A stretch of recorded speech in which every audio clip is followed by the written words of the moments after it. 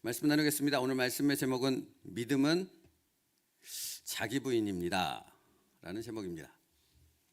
우리가 살펴봤던 요한복음 1장 11절 말씀에 영접하는 자 곧 그 이름을 믿는 자들에게는 하나님의 자녀가 되는 권세를 주셨으니 라고 말씀합니다. 주님을 믿는 사람, 그 믿음으로 사는 자가 곧 하나님의 자녀입니다. 하나님의 자녀는 믿음으로 사는 사람들입니다. 그렇다면 믿음으로 산다는 것, 믿는다는 것은 무엇을 의미하겠습니까? 누가복음에서 주님은 믿는다는 것이 무엇인지를 이렇게 설명합니다. 누가복음 9장 23절이요. 우리 같이 읽겠습니다. 시작. 또 무리에게 이르시되 아무든지 나를 따라오려거든 자기를 부인하고 날마다 제 십자가를 지고 나를 따를 것이니라. 주님이 뭐라고 말씀하십니까? 믿는다는 것은 자기를 부인하고 날마다 자기 십자가를 지고 주님을 따르는 것 이라고 설명하십니다. 주님이 말씀하시는 거죠. 믿음은 자기 부인이다. 자신을 부인하지 않고는 믿을 수 없기 때문에 그렇습니다. 여러분, 우리가 믿음을 갖기 이전에는 누구를 믿었습니까? 나를 믿었습니다. 그렇죠? 그러면 믿음을 가졌다는 건 이제 누구를 믿는다는 겁니까? 예수님을 믿는데 나보다 더 예수님을 믿는 거죠. 내 생각보다 주님의 말씀을 더 신뢰하는 거죠. 내 판단보다 전능하신 하나님의 판단을 더 의지하는 것이죠. 그게 믿는 것입니다. 그러니 여러분 가만히 생각해 보면 자기 부인이 되지 않는데 믿는다고 말하는 것은 불가능한 겁니다. 그렇죠? 안 믿는 거죠. 자기 부인이 안 된다라는 것은 안 믿는다는 얘기입니다.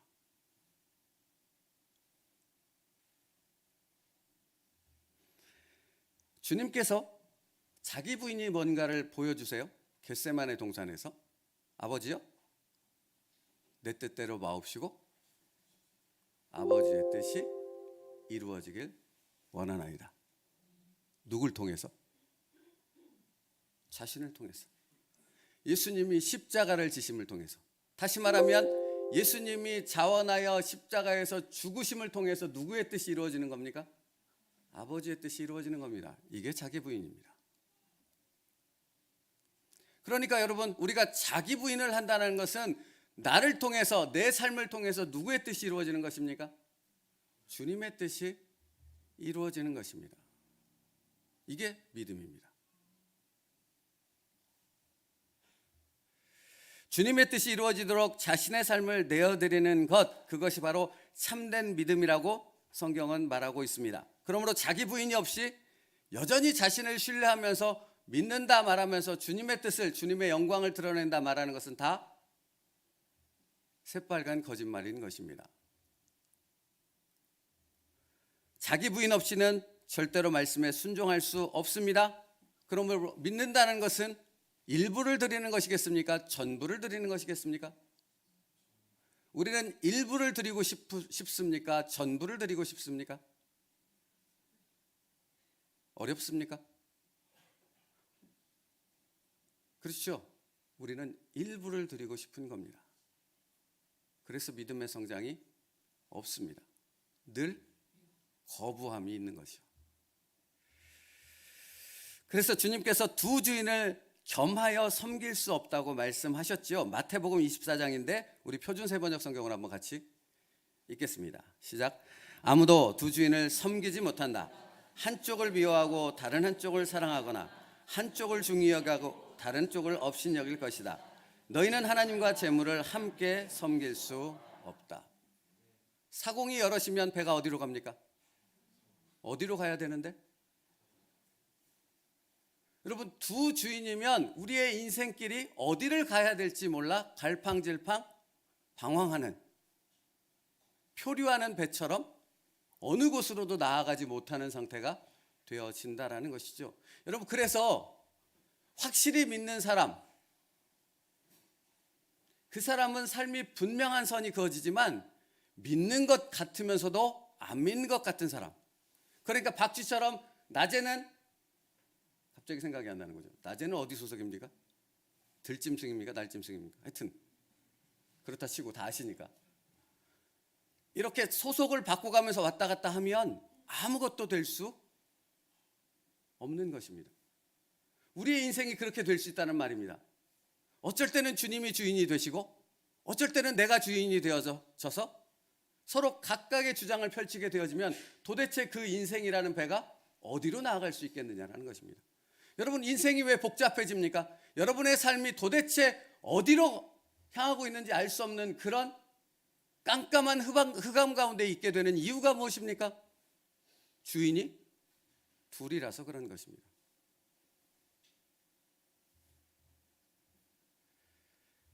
여러분, 그러므로 자기 부인은 한 번으로 끝납니까? 단회적입니까? 주님은 지금 누가복음 말씀에서 뭐라고 하십니까? 날마다 자기를 부인하고입니다. 날마다입니다. 매 순간마다입니다. 그래서 쉽지 않은 것이죠. 지금도 마찬가지 아닙니까? 지금 이 시간 예배를 드리고 있는 우리의 마음속도 여러 가지 생각이 있을 수 있습니다. 걱정과 근심일 수도 있고 세상적인 문제에 대한 그런 생각일 수도 있고 아니면 내 감정을 요동케 하는 여러 가지 부분들에 대한 생각으로 잠겨 있을 수 있습니다. 그것에 도전을 받을 수 있다는 것입니다. 근데 주님은 예배 시간에 무엇에만 집중하라고 말씀하는 것입니까? 이 역시도 자기 부인인 것입니다. 여러분, 내 마음을 주님께 내려놓으려고 하지 않으면 여전히 나는 삼천포에 가 있을 거거든요. 여기에 있지 않고 말씀 가운데 있지 않고 날마다 자기 부인을 하라고 주님은 말씀하십니다. 오늘 본문 말씀으로 돌아옵니다. 22절 말씀에 죽은 자 가운데서 살아나신 후에야 제자들이 이 말씀하신 것을 기억하고 성경과 및 예수의 하신 말씀을 믿었더라. 띄어나 보세요. 여러분, 이 말씀을 가만히 보면 좀 다른 부분이 있어요. 죽은 자 가운데서 살아나신 후에야 제자들이 이 말씀하신 것을 기억하고 성경과 및 예수의 하신 말씀을 믿었더라. 이 말을 가만히 생각해 보면 그러면 예수님이 죽었다가 살아나시기 전까지는 예수님의 말씀을 믿었다는 것입니까? 안 믿었다는 얘기입니까? 안 믿었다는 얘기입니다. 누가? 제자들이. 예수님의 제자들인데도 불구하고 이들이 주님의 말씀을 들었음에도 불구하고 그 말씀을 안 믿었다고요. 안 믿었대요. 그러면 묻고 싶습니다. 제자들은 왜 주님께서 하신 말씀을 직접 들었음에도 불구하고 안 믿었죠?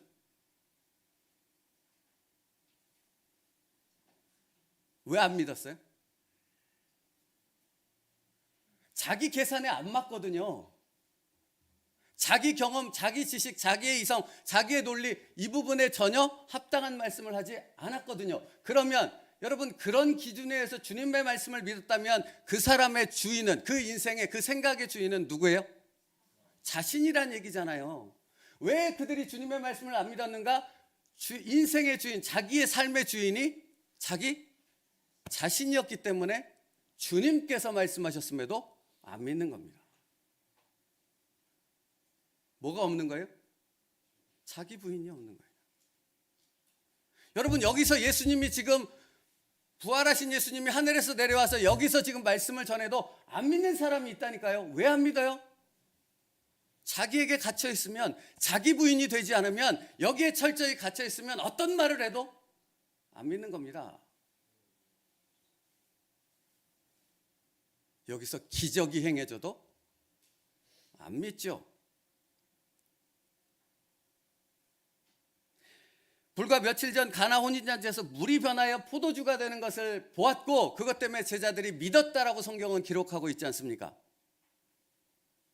그런데 불과 며칠이 지난 이 사이에 주님이 말씀하셨음에도 그 말씀을 믿지 않았다라는 것입니다. 여러분, 기적이 믿음을 주지 않습니다. 죽을 병이 낫는다고 믿음이 생깁니까? 아니요. 믿음이 있는 것처럼 보이는 것이지요. 자기 부인이 없으면 믿음 안으로, 믿음의 세계 안으로 들어갈 수 없고 믿음의 놀라운 은혜와 능력을 경험할 수 없습니다.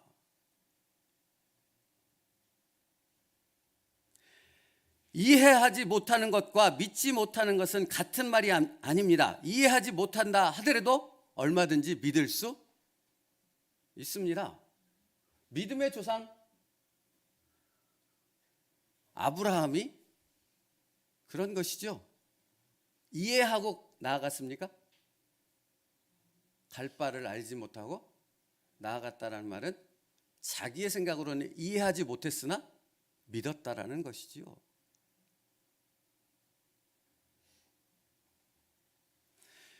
여러분, 주님의 말씀은, 이 성경에 기록되어 있는 하나님의 말씀은 우리들의 계산법에 의하면 절대로 이루어질 수 있는 것이 아무것도 없습니다. 그러면 무엇으로 받아야 됩니까? 믿음으로 받아야 됩니다. 그래서 믿음은 곧 자기 부인인 것입니다. 여러분 생각해 보십시오.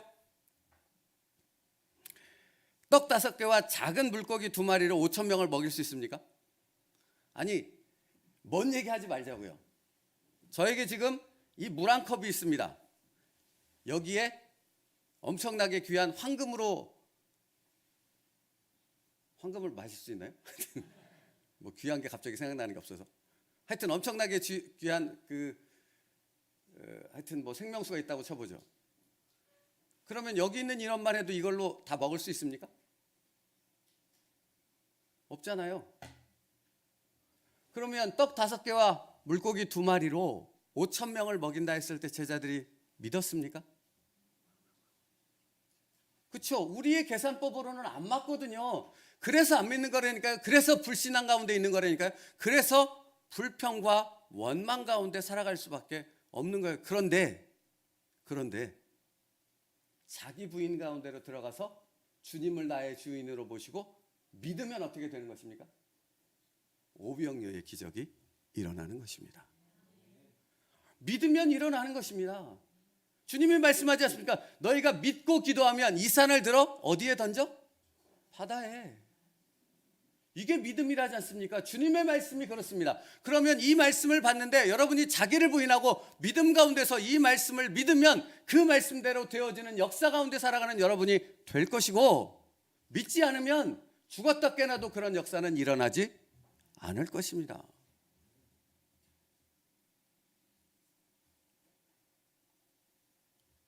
여러분, 그러므로 믿음이 뭔지 아세요? 내 인생의 길은 오직 한 길밖에 없다고 아는 것이 믿음입니다. 그 길은 누구예요? 예수님이에요. 진리는 하나밖에 없습니다. 누구예요? 예수님이에요. 생명은 하나밖에 없습니다. 누구예요? 예수님밖에 없는 거예요. 이게 믿음이에요.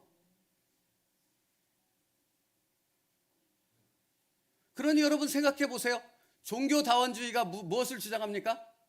구원은 모든 종교에 있다고 얘기하는 거지 않습니까? 이게 말이 돼요? 안 되죠. 그럴 수 없는 거죠.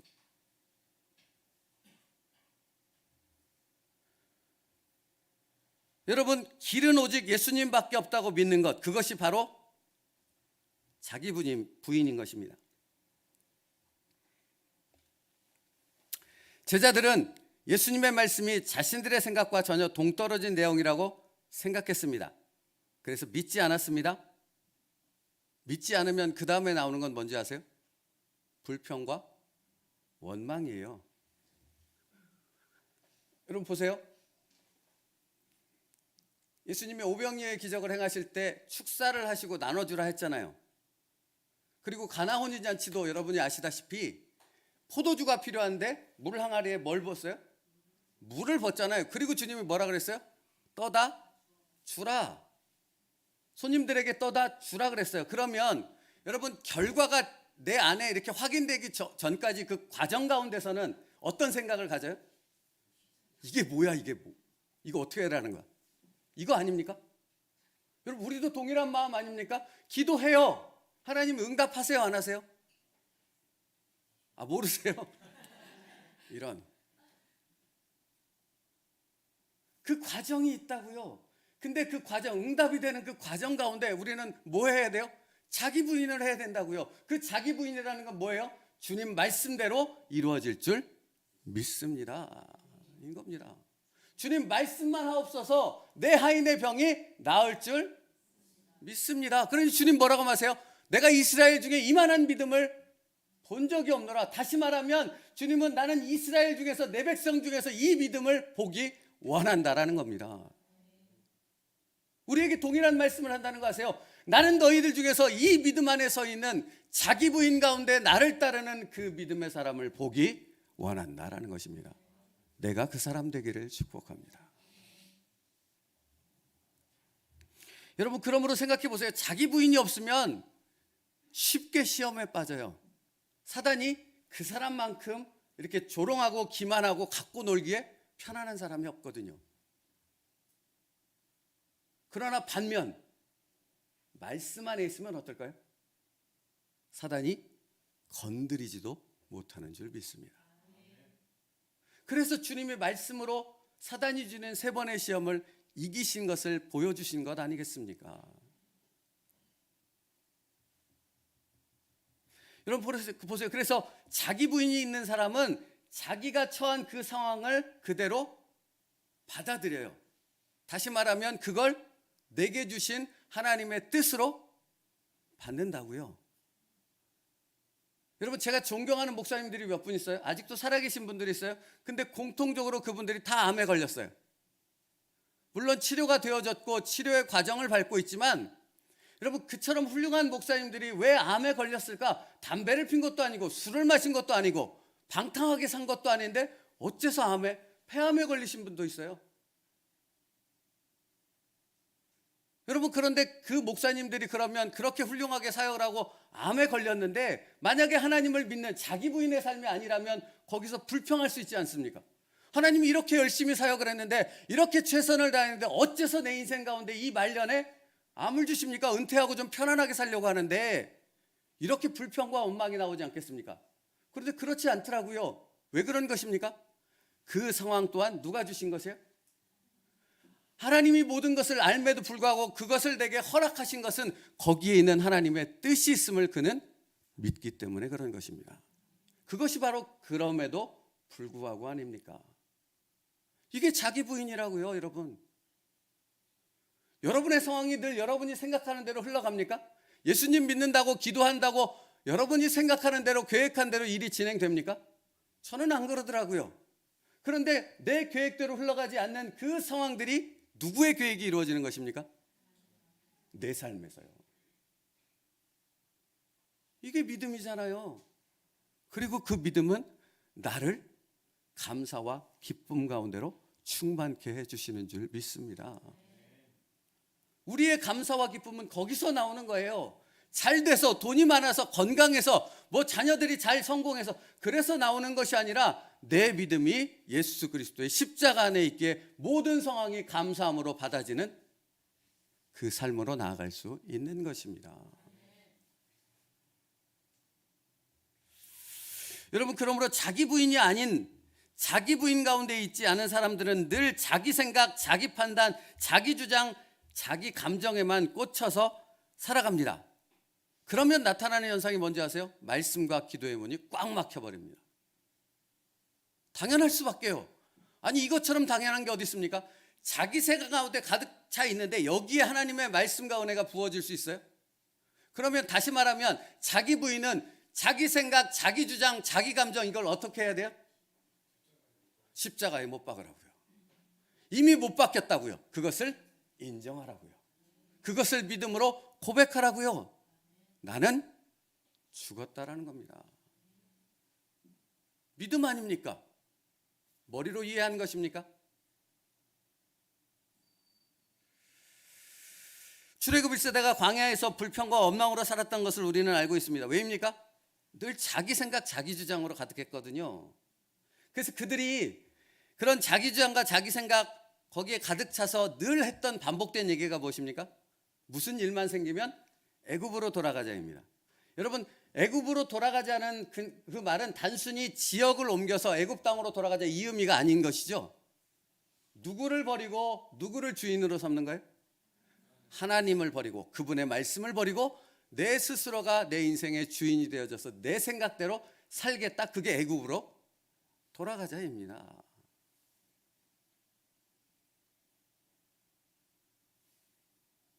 여러분, 그런 자기 부인이 없는 출애굽 1세대였기 때문에 광야 40년 내내 그처럼 수많은 기적, 아니 광야 40년에 경험했던 기적 빼고요, 그건 싹 다 뺀다 치더라도 그들이 봤던 기적이 무엇입니까? 애굽에서 10가지 재앙, 홍해 바다에서 자기들은 건넜는데 300만이 넘는 그 어린아이, 노약자 등등 짐승까지 있는 그들은 안전하게 건넜는데 누구는 수장됐어요? 건장한 당시 최고의 정예 군사라고 할 수 있는 애굽의 병사들은 다 거기서 수장됐지 않습니까? 이 놀라운 기적을 그들이 봤음에도 불구하고 여전히 자기 생각 가운데 있으면 그들은 하나님을 인정하는 삶을 살아갈 수 없고 뭐만 가득해요? 원망과 불평만 가득할 수밖에 없는 겁니다. 여러분, 그러니까 믿음 생활을 한다 하면서도 원망과 불평이 떠나지 않는 것은 삶이 고단해서 그런 거예요? 아니라고요. 뭐가 없어서 그런 거예요? 믿음이 없어서 그런 거예요. 자기 부인이 없어서 그런 거예요.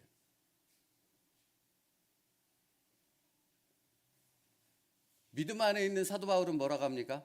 고난이 크므로 뭐가 커요? 하나님의 위로가 크답니다.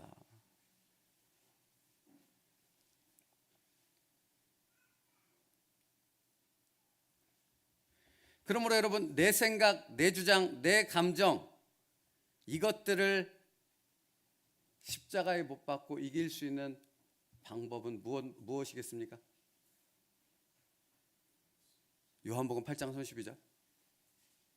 요한복음 8장 32절. 같이 읽겠습니다. 시작. 진리를 알지니 진리가 너희를. 아멘.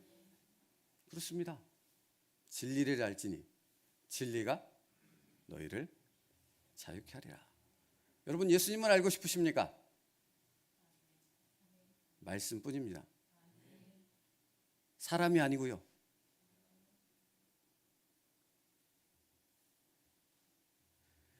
하나님의 말씀 안으로 들어와 자기 부인의 삶을 살아갈 때 내 주장, 내 생각은 내려놓을 수 있습니다.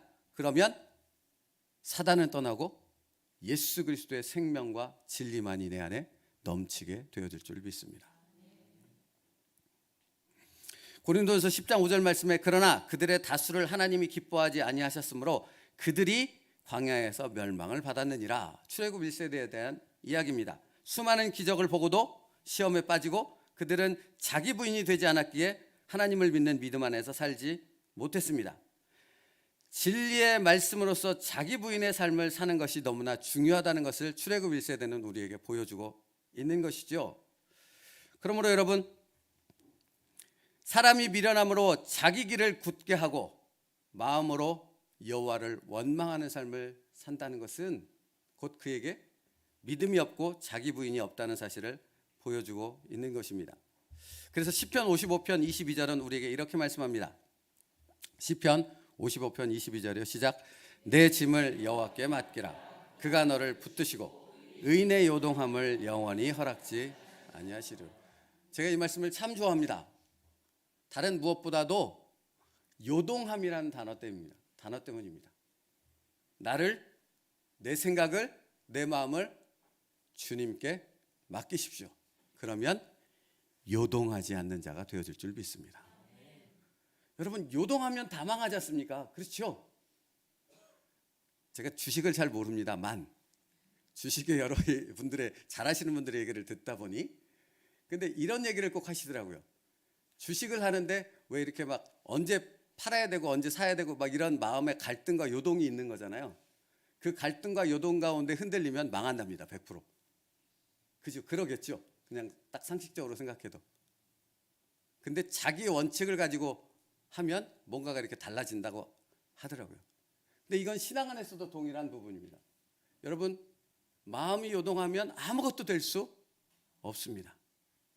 심지가 견고한 자는 여호와께서 평강에 평강으로 이끄시리니. 그렇습니다. 오늘 시편 55편 20절 말씀은 내 짐을 여호와께 맡기라. 그가 너를 붙드시고 의인의 요동함을 영원히 허락하지 아니하시리로다. 여러분, 그러면 여기서 짐이 무엇인가를 잠깐 생각해 봤어요. 그랬더니 잠언 17장 22절 말씀에, 잠언 17장 22절이요. 같이 읽습니다. 시작. 마음의 즐거움은 양약이라도 심령의 근심은 뼈를 마르게 하느니라. 근심과 염려는 하나님을 믿지 못하는 미련함과 어리석음 가운데 나오는 것입니다. 그러면 내 삶의 모든 것을 누가 져요? 내가 져요. 이게 짐이라고요. 그래서 근심과 염려가 짐이 된다면 빌립보서 4장 말씀은 뭐라고 말합니까? 아무것도 염려하지 말고 오직 모든 일에 기도와 간구로 너희 구할 것을 감사함으로 하나님께 아뢰라. 이렇게 말씀하잖아요. 그 다음은 뭡니까? 그리하면 모든 지각에 뛰어나신 하나님의 평강이 너희 마음과 생각을 지키시리라. 그래서 요동하지 않는 것입니다.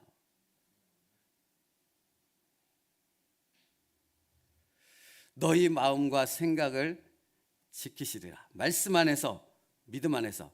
그러면 모든 지각에 뛰어난 하나님의 평강이 그리스도 예수 안에서 우리 마음과 생각을 지키실 줄 믿습니다. 여러분, 그러므로 생각해 보면 자기 부인을 하지 않으면요, 말씀 안에서 자기 부인을 하지 않으면 자기 연민에 빠지는 겁니다.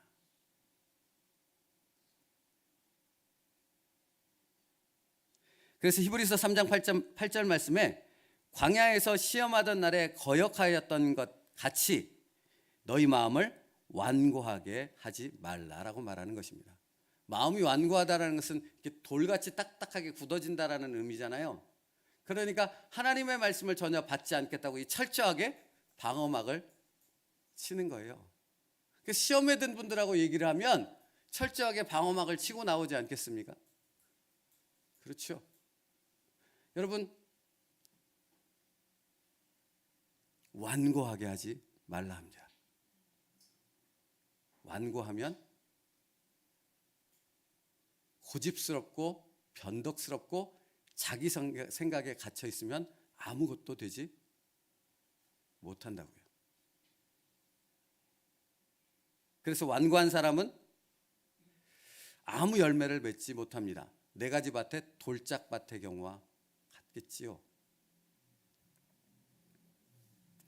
그래서 에스겔 11장 19절 말씀은 우리의 마음을 이렇게 바꾸신다 말씀합니다. 에스겔 11장 19절 말씀 같이 읽겠습니다. 시작. 내가 그들에게 새 영을 주어 그 몸에서 돌 같은 마음을 제거하고 살처럼 부드러운 마음을 주어. 여러분, 그 속에 새 영을 준다 하십니다. 새 영은 누구입니까? 성령 하나님입니다. 우리 안에 누가 계십니까? 성령 하나님이 계십니다. 새 영을 주며 그 몸에서 돌 같은 마음을 제거하고 살처럼 부드러운 마음을 주어라고 말씀하는 겁니다. 그러니까 여러분, 말씀 안에서 그 말씀을 깨닫게 하시는 성령님께 내 생각, 내 주장, 내 고집을 내어 드리면 그 성령님께서 우리의 마음을 부드럽게 하나님의 말씀을 품을 수 있는 옥토로 바꾸실 줄 믿습니다. 그게 우리가 하는 자기 부인이라고요. 여러분, 베드로가 사도행전을 보면 베드로가 이방인 백부장 고넬료의 집에 신방 가잖아요. 신방을 갔어요. 그것도 유대인들 몇을 데리고. 그러면 여러분, 그냥 정상적인 상황에 하나님이 가만히 계셨고 베드로한테 신방 와주십시오라고 요청했으면 베드로는 신방 갔을까요, 안 갔을까요? 여기서 절대라는 단어가 붙어야 됩니다. 베드로는 절대 안 갔습니다. 그죠? 이거 설명 안 해드려도 아시죠? 절대 안 갔습니다. 근데 베드로가 갔지요. 기꺼이 갔습니다. 마치 자기 발로 가고 싶다고 하는 듯이 기꺼이 갔다고요. 왜 그랬습니까? 성령께서 그 마음을 만지셨기 때문 아닙니까? 그렇죠. 오늘 성령께서 말씀을 통해 우리 마음을 만지실 줄 믿습니다. 그분께 당신의 마음을 드리십시오. 당신의 선택을, 당신의 주장을 맡기십시오. 그러면 그분께서 놀라운 일을 행하실 줄 믿습니다. 말씀 마치겠습니다. 사도 바울이 고린도 전서 15장에서 뭐라고 고백하냐면 나는 날마다 죽노라 합니다. 근데 여러분 고린도전서 15장이 그 타이틀이 뭐라고 적혀 있는지 아세요? 모르시는구나.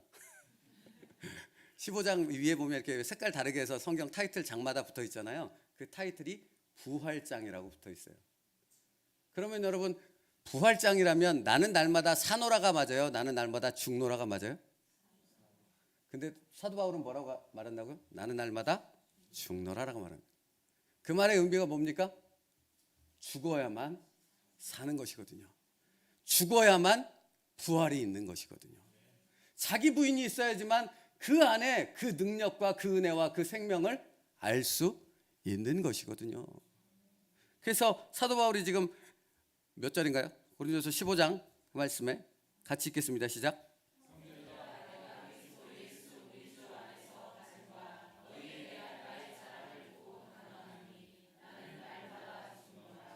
아멘.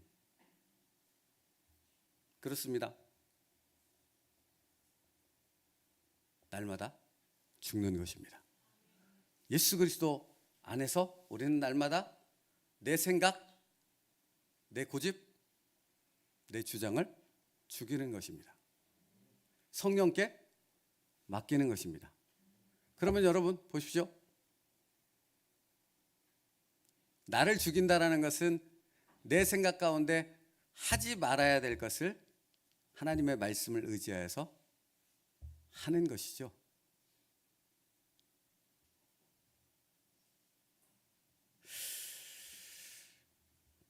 로마서 6장 6절 말씀을 한 번 더 같이 읽겠습니다.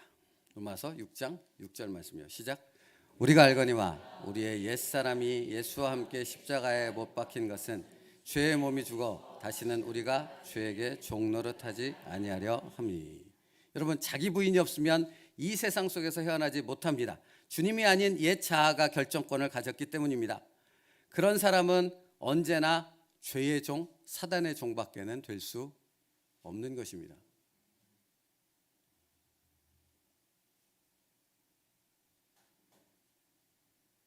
자기 부인을 통해 하나님의 종으로 설 수 있는 우리가 될 수 있기를 축복합니다. 오늘 본문 말씀 23절이요. 오늘 본문 말씀 23절에 보면 6월절에 예수께서 예루살렘에 계시니 많은 사람이 그의 행하시는 표적을 보고 그의 이름을 믿었으나. 여러분 오늘 본문은 이렇게 그 표현 가운데서 이렇게 어떤 강조되는 부분이 많아요. 아까 22절 말씀에서도 그 말씀하신 것을 기억하고 성경과 예수님께서 하신 말씀을 믿었더라. 그러니까 그전에는 안 믿었다는 얘기를 하잖아요. 그럼 23절에서는 표현이 이런 거예요. 6월절에 예수께서 예루살렘에 계시니 많은 사람이 그의 행하시는 표적을 보고 그의 이름을 뭐 했으나? 믿었으나. 뭐뭐하나라는 것은 무슨 말이에요? 앞에 얘기를 긍정하는 거예요? 부정하는 거예요? 부정하는 거잖아요. 믿었으나. 믿기는 믿었으나 자기가 믿고 싶은 만큼만 믿었다라는 얘기입니다. 자기 계산에 자기 생각에 맞는 것만 믿었다라는 겁니다. 이게 뭐가 없는 거예요? 믿음이 없는 거고 자기 부인이 없는 거라고요. 그 다음 말씀 뭐라고 하시는가 보세요. 24절 25절요. 같이요. 시작.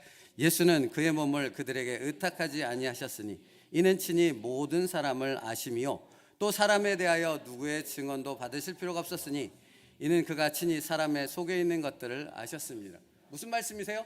예수님은 우리의 속에 있는 마음을 정확히 아신다라는 거예요. 그러니까 정말 자기 부인이 있고 정말 참된 믿음을 가지고 순종의 삶을 살아가는 것과 아닌 것을 누구는 분명히 구분할 수 있으세요?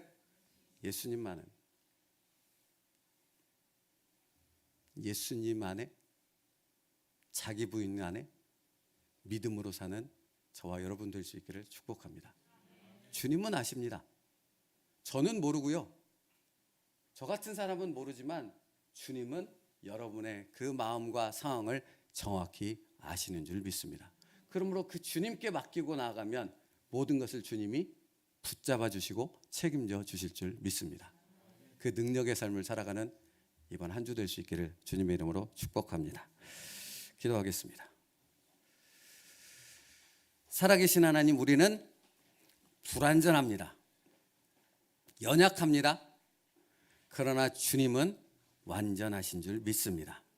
그 주님을 의지하여져서 그 주님의 완전함 가운데 살아갈 수 있는 믿음의 백성들 되게 하여 주옵소서. 그 주님을 찬양하며 그 주님의 말씀 가운데서 놀라운 은혜와 기쁨 가운데 살아갈 수 있는 믿음의 세움 누리교회 모든 성도가 될 수 있도록 축복하여 주시옵소서. 예수님의 이름으로 기도